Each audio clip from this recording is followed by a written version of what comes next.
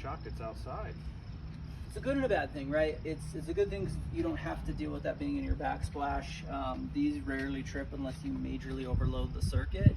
So I think it's a cleaner look for your kitchen, but if we were tripped, we're gonna look like that. We're gonna be in the center there. We need to go into the off position and then back into the on position. These are just test buttons. Feel light.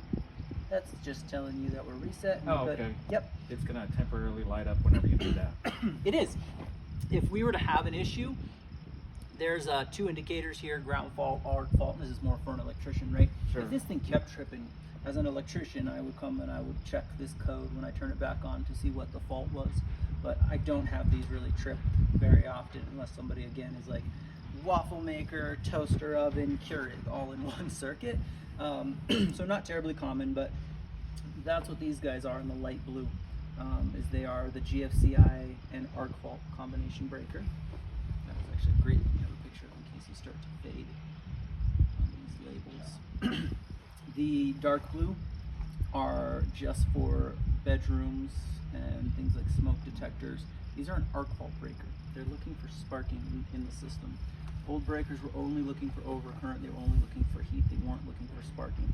So if you had, screw through a wire and it's sitting here arcing in the wall, that's going to immediately tell us there's a problem instantaneously, and that stops fires, right? Okay. That said, you can trick these sometimes. You grab a vacuum cord and yank it out really fast. You know that little blue spark you get? Yes. That might will trip trip it. these. Yeah, it'll make it think there's a problem, and it's doing its job. So if you do have trippage, just make a note of what was going on at the time and place.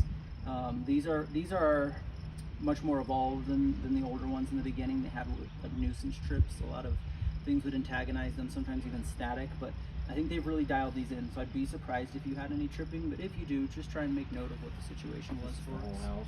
Yep, everything. If you had an Okay. emergency, just everything off.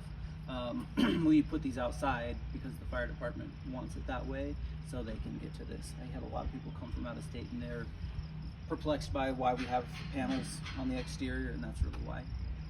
So this box What's lock? your? What's that? Huh? This lock? It does, yeah. There's a little tab underneath if you want to put a lock in it. And it's a small enough opening that a firefighters can get that off. Well, just because, neighborhood kids Oh, yeah. coming by messing with your breakers. Yeah, commonly people want to put a little lock on here. Totally easy to do, and the fire department can get that off no problem if there was an emergency. So, meter. So it's not going to be locked initially. Correct. I would leave it up to you if you did want to put a lock on that.